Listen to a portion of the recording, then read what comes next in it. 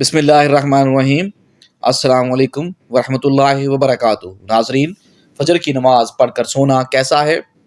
حضور اکرم صلی اللہ علیہ وآلہ وسلم نے فرمایا، جو بندے فجر کی نماز پڑھ کر سوتے ہیں اللہ تعالیٰ ان کے گھر میں یہ 3 چیزیں نازل فرما دیتا ہے۔ ناظرین، اس سے پہلے ہم یہ جان لیتے ہیں کہ اللہ تبارک تعالیٰ نے فجر میں جاگنے کا حکم کیوں دیا۔ سائنسدانوں کی یہ ریسرچ آپ کو ہلا کر رکھ دے گی کہ سائنسدانوں نے فجر کی نماز کے وقت پر ریسرچ کی ہے کہ صبح کے وقت جاگنے سے کیا ہوتا ہے، تو تحقیق میں جو معلوم ہوا سن کر آپ کبھی فجر کی نماز نہیں چھوڑیں گے۔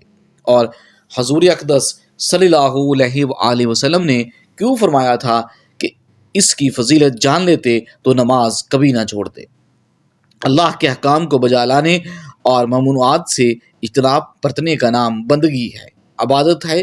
اسلام کے نزدیک عبادت کا مفہوم نہایت وسیع ہے۔ اسلام کا مطالبہ ہے کہ انسان کی پوری زندگی عبادت سے عبادت ہو اور وہ اس طرح زندگی بسر کرے کہ اس کا ہر کام عبادت میں شمار ہو، اور اس کا واحد طریقہ یہی ہے کہ وہ اللہ کے بتائے ہوئے طریقے کے مطابق زندگی بسر کرے، ہر بات میں حکم الہی کو پیش نظر رکھے۔ اسلام میں بڑی عبادت کے لیے انسان کو جن ذرائع سے تیار اور اس کی تربیت کرتا ہے، عرف عام میں اسے عبادت کہا جاتا ہے۔ اسلام کی عمارت انہی ستونوں پر قائم ہے۔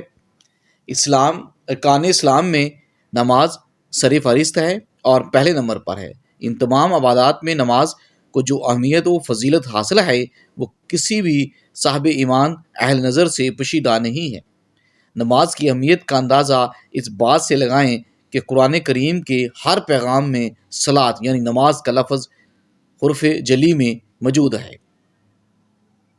ایمان کے بعد سب سے اہم رکن جس کا مطالبہ اہل اسلام سے کیا گیا ہے وہ نماز ہی ہے۔ نماز مسلمانوں کی دینی پہچان اور امتیازی نشان ہے۔ یہی وجہ ہے کہ قرآن حدیث میں اس کی ادائیگی پر بہت زیادہ زور اور ترک پر وعید موجود ہیں۔ فرمان نبی صلی اللہ علیہ وآلہ وسلم کے مطابق نماز کی دین میں وہی اہمیت ہے جو انسانی جسم میں سر کی ہے۔ مومن اور کافر کے درمیان امتیاز کرنے والی چیز نماز ہے، لہذا جس نے اسے چھوڑا اس نے کفر کیا۔ یہ حدیث مبارکہ کے الفاظ ہیں کہ اسلام وحید سے اندازہ لگایا جا سکتا ہے کہ اسلام میں نماز کی اہمیت کیا ہے۔ جو چیز جس قدر اہم اور ضروری ہوتی ہے اس کی بجا آوری پر اجر و ثواب بھی اس قدر زیادہ ملتا ہے۔ چنانچہ نماز کا ثواب بھی اس قدر ہے کہ انسان اس کا تصور بھی نہیں کر سکتا۔ لیکن 5 وقت نمازوں میں فجر کی نماز کی اہمیت و فضیلت سب سے نمایاں ہے، اور اس کی ادائیگی پر اجر و ثواب بھی دیگر 4 نمازوں سے زیادہ ہے۔ اس کی وجہ یہ ہے کہ فجر کے وقت دنیا نیند کی آغوش میں محو اضطراب ہوتی ہے اور خواب خرگوش کے مزے لے رہی ہوتی ہے۔ لوگوں پر غفلت اور سستی کی چادر تنی ہوئی ہوتی ہے۔ ایسے میں نرم اور گرم آرام دہ بستر کو چھوڑ کر اللہ کی اطاعت و محبت میں بارگاہ الہی میں سجدہ ریز ہونا بڑا پرمشقت اور نفس کو زیر کرنے جیسا مشکل کام ہے۔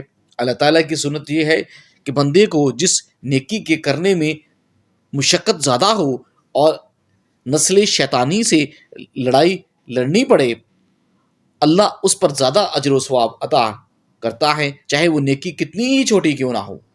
قرآن و حدیث سے بھی نماز فجر کی قرأت اور تلاوت قرآن کی اہمیت اجاگر کرتی ہے، جس سے وقت فجر اور نماز فجر کی اہمیت کا پتہ چلتا ہے۔ سورۃ بنی اسرائیل میں فرمایا ہے، فجر کا قرآن، بے شک فجر کی نماز پڑھا جانے والا قرآن، اس سے وقت فجر کی تمام انوار و تجلیات اور قرآنی فیض برکات مشکل ہو کر اللہ کے وجود اور اس کی واحدانیت کی گواہی دیتے ہوئے محسوس ہوتے ہیں۔ احادیث نبوی سے بھی نماز کی اہمیت و فضیلت اور نورانیت کا پتہ چلتا ہے۔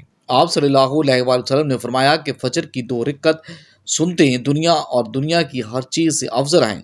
قرآن و حدیث اور اسلامی لٹریچر میں دنیا سے مراد مشرق و مغرب، شمال و جنوب کا کرۂ ارض نہیں بلکہ دنیا سے مراد یہ کائنات اور اس کے تمام تر نعمتیں، خزانے، دولت اور ثروت اور حکومت سلطنت مراد ہے۔ سوچئے، جب فجر کی 2 رکعت سنتوں کی یہ فضیلت ہے کہ پوری دنیا کی نعمتوں اور خزانے اس کے سامنے ماند اور پھیکے پڑ جاتے ہیں، تو پھر فجر کی نماز کا کیا عالم ہوگا۔ صحیح مسلم کی روایت میں ہے کہ رسول کریم صلی اللہ علیہ وآلہ وسلم نے فرمایا، جو شخص فجر کی نماز پڑھ لیتا ہے واللہ کے ذمے آ جاتا ہے، یعنی جو شخص نماز فجر کا فریضہ عطا کر لیتا ہے وہ اللہ کی حفاظت میں آ جاتا ہے اور اسے کوئی بھی نقصان نہیں پہنچا سکتا۔ بخاری مسلم میں ہی ایک روایت میں ہے کہ جس نے 2 ٹھنڈے وقت کی نمازیں فجر اور عصر ادا کر لی وہ جنت میں داخل ہو گیا، یعنی آپ صلی اللہ علیہ وآلہ وسلم نے فجر اور عصر ادا کر لینے والوں کو جنت کی بشارت سنائی۔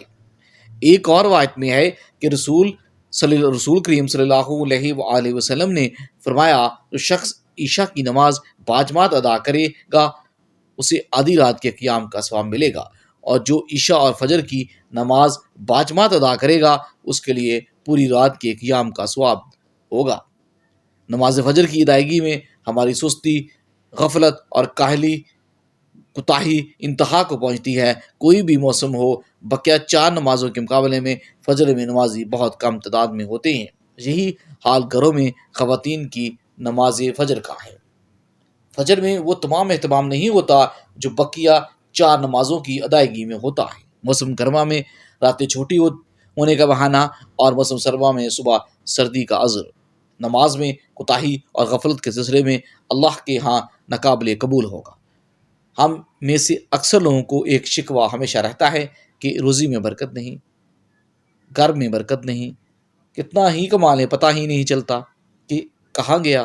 ہر وقت کوئی نہ کوئی پریشانی رہتی ہے، کبھی بیماری تو کبھی کوئی اور تنگی۔ اگر ہم ان تمام بے برکتی، تنگ دستی، بے روزگاری اور پریشانیوں کو نماز فجر کی کے پس منظر میں دیکھیں تو معلوم ہوگا کہ یہ سب بے برکتی اس سبب سے ہے کہ ہم نماز فجر کی ادائیگی میں ہر درجے کوتاہی، غفلت، لاپرواہی اور سستی کا شکار ہیں۔ رسول اللہ صلی اللہ علیہ وآلہ وسلم کی متعدد حدیثیں میں موجود ہے کہ جس میں رزق کی تقسیم و فراوانی اور برکت کو نماز فجر کی ادائیگی سے مشروط کیا گیا ہے۔ فرمان نبی صلی اللہ علیہ وآلہ وسلم کا مفہوم ہے کہ رزق تقسیم کرنے والا فرشتہ ہر صبح فجر کے وقت بندوں کا رزق لے کر زمین پر آتا ہے، لہٰذا جو دروازہ فجر کے وقت کھلا ہوتا ہے فرشتہ اس کا رزق دروازے پر رکھ کر چلا جاتا ہے، اور جو دروازہ فجر کے وقت بند ہوتا ہے فرشتہ اس کا رزق واپس لے کر چلا جاتا ہے۔ اس فرمان نبی صلی اللہ علیہ وآلہ وسلم میں فجر کے وقت دروازہ کھلا ہونے کا مطلب یہ ہے کہ جس گھر کے افراد صبح فجر کے وقت بیدار ہو کر نماز فجر ادا کرتے ہیں انہیں ان کا رزق عطا کر دیا جاتا ہے۔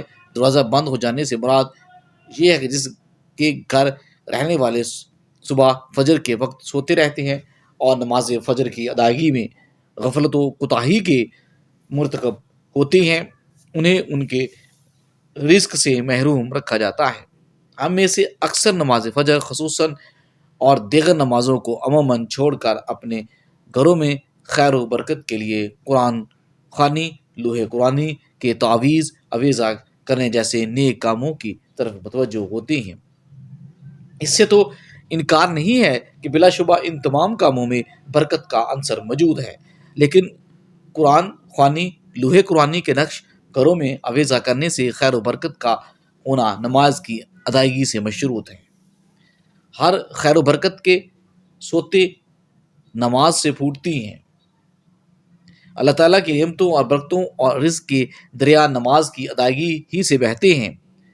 اس کے ساتھ یہ عمل بھی اہم ہے کہ فجر کے علاوہ باقی 4 نمازوں میں بھی خیر و برکت نماز فجر کی ادائیگی سے ہی مشروط ہے، اس لیے کہ خیر و برکت کا آغاز نماز فجر کی ادائیگی سے ہوتا ہے۔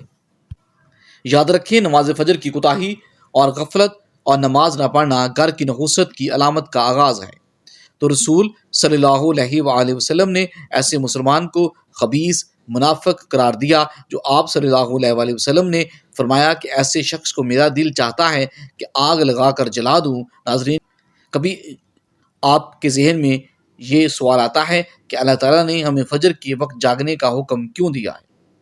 کیا فجر کا وقت صرف نماز پڑھنے کا وقت ہوتا ہے یا اس وقت کے پیچھے کوئی راز پوشیدہ ہیں؟